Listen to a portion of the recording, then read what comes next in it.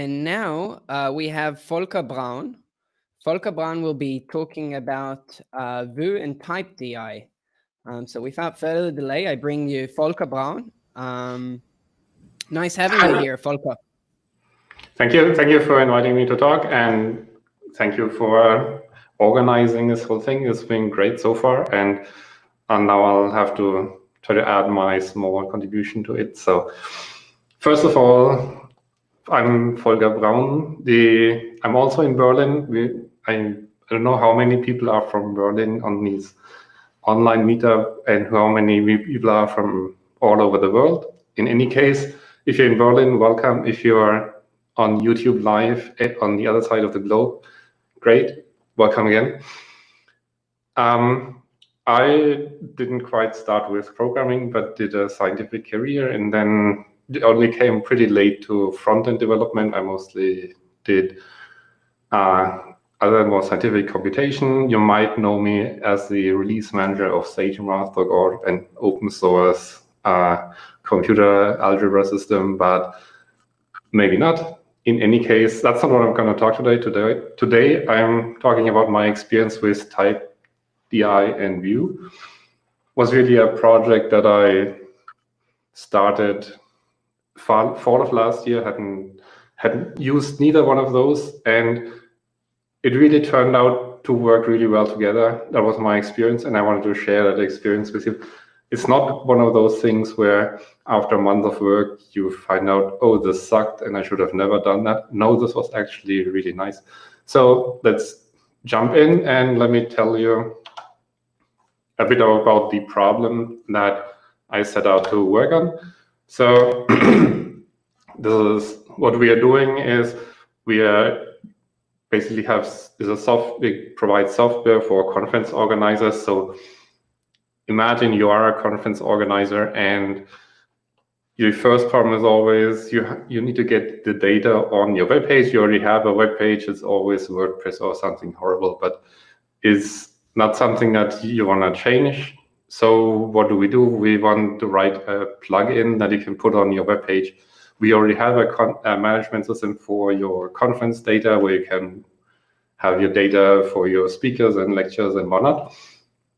But it needs to end up on your web page. And how do we do that? So first step is, of course, we need to get the data. So this will run in the browser in JavaScript and, of course, in TypeScript. And then we need to get the data. So we already have, since this is a front-end talk, we already have a backend API and everything.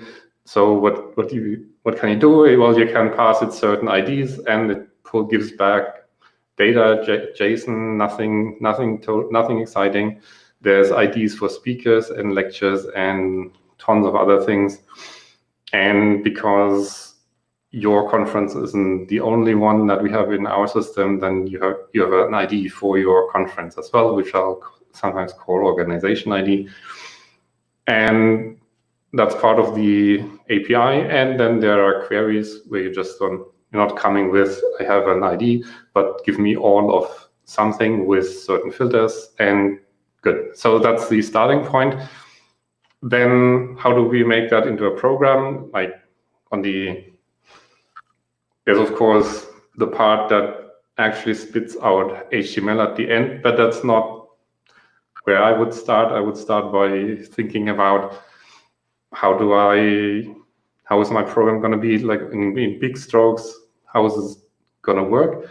So, and one thing that you probably always want to have if you want to have some caching is have some sort of data repository in your code, what I would call data repository, which just deals with loading data and keeping it. And if you need it again in some other place, then you can return the cache object if you have it, and or load it, and then at some point later it'll be there and you can return it. And all right, then the next step is, so you write all that. It's not particularly complicated. Then you'll find out, okay, I've got, of course, not just speakers, I've got lectures and whatnot, and I want to bunch those requests together, so there's only one API endpoint, so they all need to have talk to something that makes the API request and bunches them together, and then that thing needs to somehow do HTTP requests, but there's maybe at least 2 APIs that if I want, and I don't want to hard code it, so I'll put that into another layer of abstraction that I'll call HTTP connection. And then I end up with this. I have to wire things together. I make various steps of my business logic, and they all depend on other steps. So, and at the end, then I have the interesting part, like I want to know what are the speakers of the lecture, for example. So I write, there's some object that figures that out, but it needs access to the cache of speakers and lectures, and that recursively needs other dependencies and so on. And it works, but it's not nice. So this is like the first step for, or the first pitch for dependency injection, where you can just automatically wire things together. You don't have to like manually go around and say, okay, I first make this dependency, then I plug it into this dependency, and then that. Now I'll just put in the add service handy decorator that I get from TypeDI, and then TypeDI figures out from the constructor what it needs. And if I have those also with add service decorated, then it automatically pulls things together, and you don't have to actually follow the chain of dependencies. And that would be my pitch. Like, if you want, why would I want to use dependency injection? That should always, I think, be the first pitch. It just does this automatic wiring, and you have to do it by hand. Nice.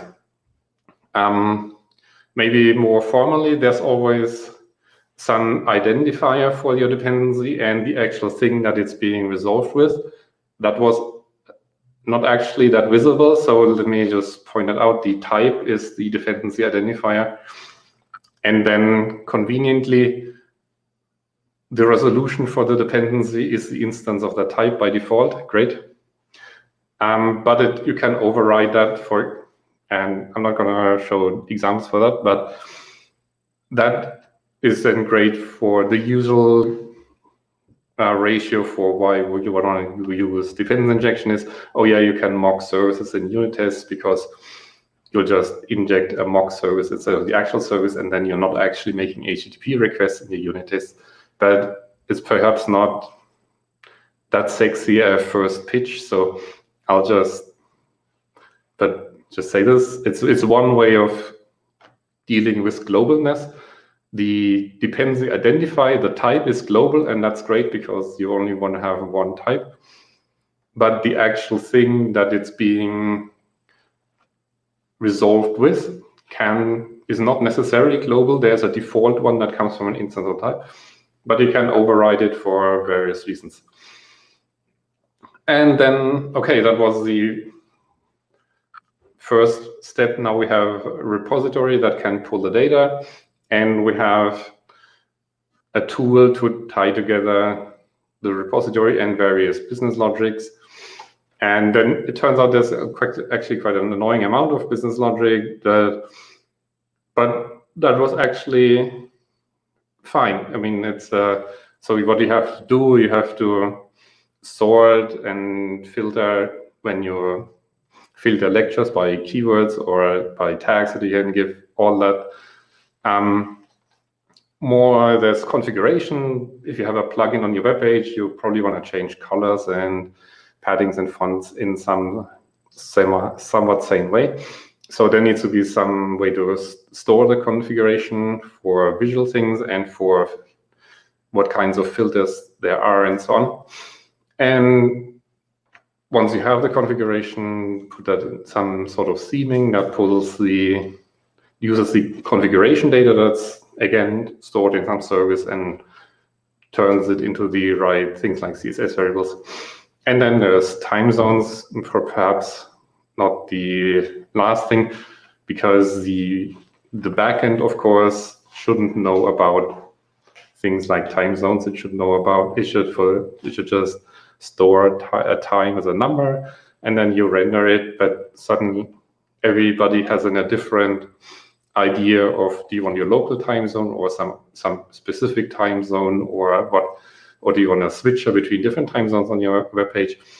So time zone is actually, again, annoying and can also be nicely wrapped in some service.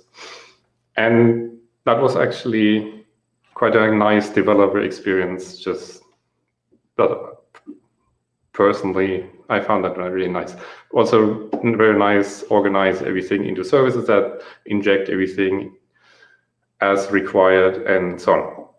Actually, time zones was a bit of a can of worms that JavaScript is not exactly good in the standard library with time zones. I use datefns, which is generally nice, except there's if you ever use it, watch out, the lowercase y and capital uppercase Y are two different things, and they're almost the same thing, except at the very beginning of the year.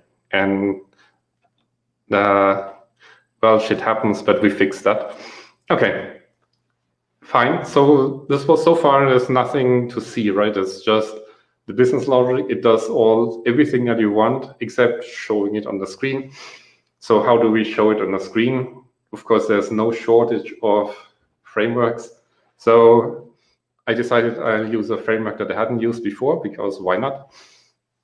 And because it's fun, and because Angular, what I would use otherwise, is perhaps a bit of a large machinery to just render a plugin on the web page. So I thought I'll give vue.js a try, and I was also really happy with that. So I said you should be able to understand this talk without having seen vue.js. So let me make good on that promise. Of course, like everything, there's components. You compose your UI from components. Components are in template controller style. You can paste all that into a single .vue file or separate files. I prefer separate files because I like my Emacs mode for HTML and TypeScript and the CSS, but it's whatever you prefer. Template synthesis is totally straightforward. It's like you've seen that a million of times, probably. Moustaches, interpolation, then the directives, and that's basically it. The directives are always v minus something, colon, and there's the two main ones are vbind, that binds a value, so passes it down to the component, and von is allows emitting something. So if that something happens, then a method on my controller is being called. So here URL is some property. This just generates an image with that URL, and if somebody clicks on it, then the onClick method is being called. There's a shorthand that you just colon is vbind and add is von. So, and then that's basically it. There's if and v4 and for loops, but let's ignore those control structures. Let's go to TypeScript, and this is a TypeScript meetup, and you can actually write vue.js components without TypeScript, but why would you? I mean, if you're obviously wrong here, just kidding. Now, you can use Vue.js without TypeScript, but I think it goes really well with TypeScript. So let me show you how I would enjoy actually writing controllers, which using this class-based components in Vue.js, which are optional, but pretty closely aligned with the core. So it's there, and it's one pretty official way of writing Vue.js components. And of course, there's add component tells you, of course, already, yeah, this is a component. Components, you may or may not use other components. If you use your components, then you have to declare your dependencies. so that later on you can figure out who uses what. And then what you can call your component, of course, whatever, extends view. And then basically the input is decorated with add prop. That means then that this is going to be defined by the attribute in the template that's using my component. And it's something that's being given to me. And then I can define whatever. So here in the previous slide, I used URL binding for URL. So this is how would I define the URL for my image. And then if there's a binding to the click, then this is just a normal method that would be called. Pretty simple. There's no constructor, or the recommendation is not a user constructor. There's lifecycle hooks like created and mounted and so on, and a bunch of other lifecycle hooks.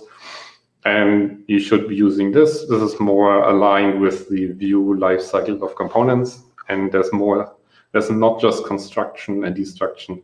There's just more life cycles, no more lifecycle stages, and hence more lifecycle hooks. Use those. Is the official recommendation? Fine. Of course, that means that there's no constructor dependency injection into your component because there's no constructor, but that's fine.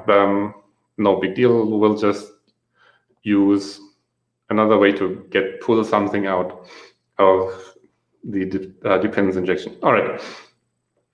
Just to quickly review what we did. Now we know everything about vue.js. We made a component that's called speaker photo. We hand in our ID, which is here like a literal string, which of course it wouldn't be a literal string in production, but just as an example. And to complete the loop, of course, you also need a way to get events out of the component. So in addition to the add prop, there's an add emit for emitting things, and doesn't really do anything interesting except call a method on the parent. But that way you have data passing in with add prop and data signals being emitted with add emit. Great. Now, let's see if there's two kinds of, like as we saw in a previous talk, it's nice to riff again this runtime type checking with a static type checking. So how does it work here, or how can we take advantage here? On the static typing side, every identifier is either a string or a number under the hood. I mean, what else can it be? But on the static type side, I can play tricks with branding. There's a couple of tricks how you could define brand, but either way you can define types that are stricter than just a string or a number. So you can't assign one type of identifier to a different type of identifier. But at runtime, this is of course removed by the TypeScript compile, and at the runtime, there's only strings being passed around. So let's take this prop syntax apart. There is, first of all, required or not means it has to pass it. If it's not required, then it can be silently undefined because you don't pass it in. Perhaps tied to that on the static typing side is that I can declare it as either something that is my type or undefined, or I define that it has to be this specific type and can't be undefined. And of course, there's no constructor that TypeScript sees, so I have to tell TypeScript with the bang that yes, this actually can't be undefined, even so you don't see an initialization, because Vue.js is going to initialize that in its init somewhere. All right, and then there's a dynamic type check. That is, if you pass, you can tell the prop what the underlying JavaScript type is, because, well, this is string is the underlying JavaScript type, then vue.js will give you some error in the console if you accidentally pass in something that's not a string. But it, of course, doesn't know about the refined types that you have on the static typing side. So the refined types that, of course, you have to then declare yourself. But again, it's good to have maybe the riffing a little bit on Emma's talk. There's a static and runtime type checking kind of built in, and runtime type checking often come from, you mistype something in your template and you find them really easily because there's this runtime type checking. And static type checking is, of course, useful, as you all know. There's one pet peeve that I have that didn't quite work, or doesn't quite work as nicely as it should. So maybe we mention that. Maybe somebody has an idea for fixing it. If the type thing there has also a typing for what argument is being accepted, and that requires a constructor signature which excludes private constructors. If you haven't heard of private constructors, then it's really a handy trick to create objects where equality is actually equality. So, for example, by this, first of all, why is a private constructor? Private constructor, of course, means nobody can construct this object. That would be boring, except, and now comes the interesting part, static members can, of course, construct it because they're part of the object, and they can then enforce uniqueness, like just have a cache that you only hand out a unique object for a given set of arguments, and then equality is what you would think equality is. And nice, but that doesn't have a constructor signature because, well, its constructor isn't available to the outside world. So you have to do a somewhat unsightly cast. That's, anyway, just to mention this pet peeve. If you have any better solution, well, let me know. Either way, now we can put things together. We have all our business logic wired together with TypeDI, and that working nicely. And with Vue.js, we know how to give them some data, how to plus it on the screen, how to generate HTML. Now we just need to get our service injected into our component. And, well, the easiest, or maybe the most naive way is this container. There's the dependency injection container that you can import from TypeDI, and then container.get gives you the instance wired together of that class that you pass in. So here's the type. I've got my type of the speaker cache is my dependency injection ID. Container.get that gives me that object. Great. Maybe not too nice a syntax, but fine. There is a view TypeDI that turns that container.get into a decorator. Nice, but I didn't use because for the next reason that I'm gonna talk about. But before that, let me tell you a little bit about change detection, since this doesn't really have anything to do with TypeScript, but it is some of the underlying ratio for why this works pretty well together. So everybody has a little bit of a different riff on how change detection works. How does Vue do it? Well, it takes everything that's visible, that's like a property of the component, and recursively goes through it and all its properties and so on, and replaces all those properties recursively with getters. So, and the getters don't change anything, like they give you the actual value back. And if you set something, the getter just holds that value, so you can get the actual value back. So this is replacing all actual properties with getters doesn't change the behavior of your code. But now Vue knows whenever you access a value, it knows when you read a value and it knows when you write a value. It just, as long as that value hangs off your component somehow. And then that's really nice with dependency injection, because you have to actually put your everything inside your component anyways. That's how you want to use it.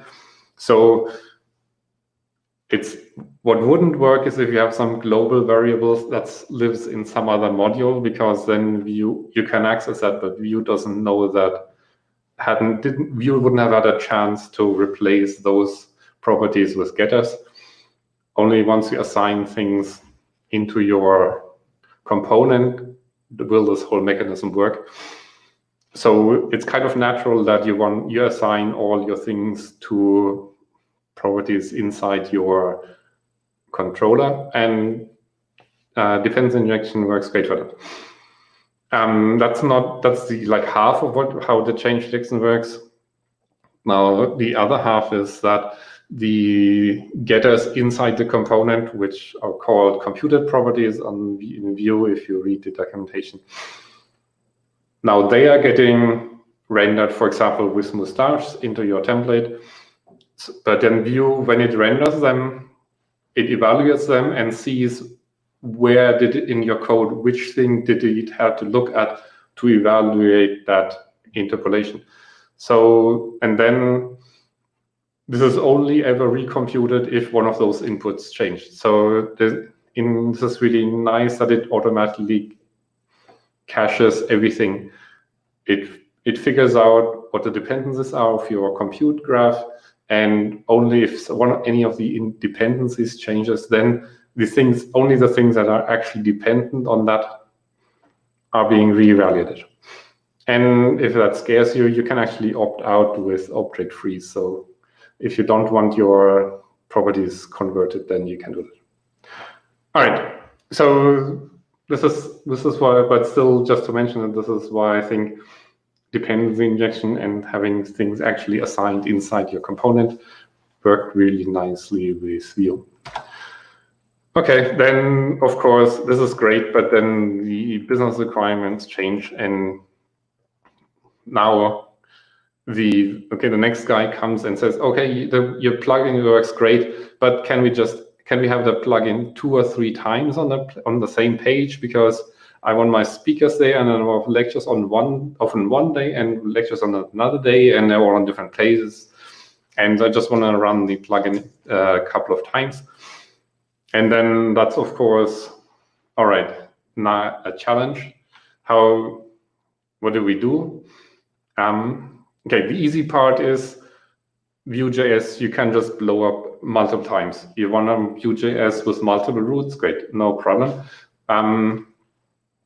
But the perhaps problem is that some of the services hold application state. Like you want to actually remember what your filter was when you were filtering something, because then when you go back, you probably expect that you go back to the previous filter state and not to a completely new page and things like that. Okay, then fine. If you have one dependency injection container, why not have as many different dependency injection containers as you have plugins running on the same page? Actually, nice, perhaps lesser used feature of TypeDI, but it works. Okay, but then if you now naively come, then everything gets like you want to load data only once. You want to have every plugin that's running in a different place on your page. Probably want to have different state, but not the entire state should be different. I would please have the same repository for each one of those. And that actually also works really nicely, because you can declare some service to be global. Oops. That means that in the dependency injection process, it'll only ever create one. For like you have multiple dependency injection containers, but they will always use the global one so in the global instance to resolve the dependency. And Then you have normal services, quote unquote, that are just every container makes its own instance. And that actually works nicely. Now then, the final part of putting things together is how do we make a nice syntax? Now we know, of course, in our component. Now I want to have a service, so I need to first figure out which plugin am I running this in. There's a bunch of different places where I could be running. So you can ask Vue.js if there are multiple Vue.js instances running on the same page, which one am I running in? And then you need to map those to different dependency injection containers and then pull out an instance from the right dependency injection container. And that's some, let's say, annoying, like putting your things into the innards of Vue.js, but it's not particularly difficult. You can do it. I was able to do it. It's perhaps unsightly, so I'm not showing you that. And you don't want to have some unsightly code every time you use the dependency injection. So now we want to take all this like convoluted details and wrap it into some as easy as possible syntax that I then use in Vue.js. And the solution that I had was write a Vue.js plugin. So what is a Vue.js plugin? Well, it's just a method that's added to every instance of a component. There's really not much more to it. And then we use the sophisticated technique of lying to make sure that TypeScript, like the language service, provides expansions for code that's actually not in Vue itself, but that's just some declaration file that you put somewhere. So TypeScript believes that there's more. There's a new method inject that's suddenly in every Vue instance. And then the final version of how this more complicated dependency injection works that I settled on was this. So there's just this inject. Sadly, I don't know how to turn it into a decorator, because decorators run at the definition time and not at the time where things are being constructed. So by the time the decorator runs, this hasn't been constructed, so it doesn't know in which plugin, if there are multiple plugins on the same page, the component lives. So we'll have to like make it into a method call, but fine, works. There we go. I can show you a quick page where this is actually running. If I can change the screen sharing to the next Chrome tab. Can you put me back on? Yeah, okay, great, thanks. So here's an example. There is speakers. You can click on stuff, then panels pop up. You probably believe me that the data was loaded successfully. There is we can look. Our Chrome tab sharing does not show the developer console. Wait. Let me show you the application window. Can you put me back on? Okay, so there's the developer console. And then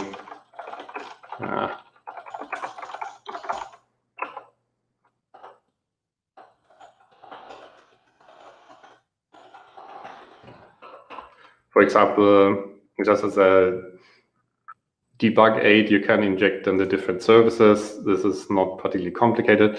We see that here's the actual service that's running in the program. Everything of interest has been replaced by getters, so we actually have to click on it since getters run code.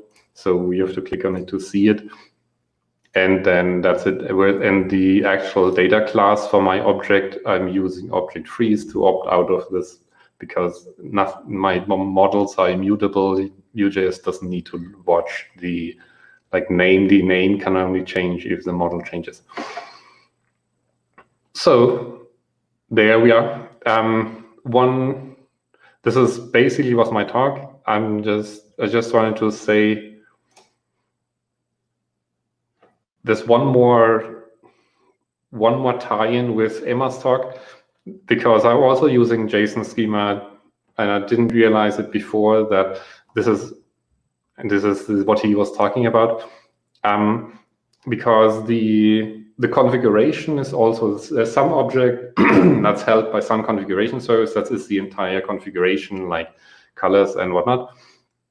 And that object I'm also using is defined in TypeScript as a type. Then we generate a JSON schema out of that, and then there is a JSON editor on GitHub, JSON-editor.github.io, that lets you edit a JSON file that's defined by a JSON schema. So, and then was like a really nice hack to make an editor on a page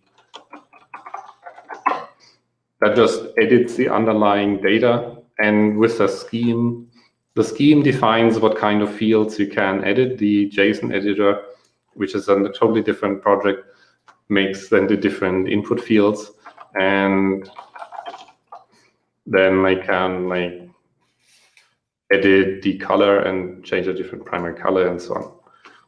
So Volker, sorry to cut you off. We're running a bit over time. I'm finished. Sorry, this was. Would you like to say any final words? I think as the last speaker of the day, it's my duty to thank the organizers. So very many thank you for organizing this. And I've got a thing to try. How about everybody mashes the keys on the keyboard and write some random comments so we get get some life signs. So I'll start and. So this is a good moment. Let's see also what the delay is. Okay. Maybe you can pull up the other speakers too if they're still here. Then we can say. Emmanuel. Hi. So thank you so much, Henning. Thank you so much for preparing the talks and sort of sharing your knowledge and your experience with the TypeScript community. Volker, I believe you're in Berlin. Is that right? Correct. Yes. Cool. And Henning, we're actually all in Berlin, or Henning is in Karlsruhe. Oh. So on behalf of Prisma and Contest, I'd really like to thank you all. Volker, if you want to share your slides, I'll send update the description on the YouTube event so that everyone can access the slides. Obviously, the videos will be available. We have some thank yous coming in from Slim and TN. If you have anything else before we go offline, this is your moment to ask questions, make remarks, improve, suggest different programming languages. Everything is okay. Okay, so no different programming languages. No. All right, so thank you all, and have a nice Thursday afternoon. All right. See you guys. Thank you. Thank you. See you. Bye.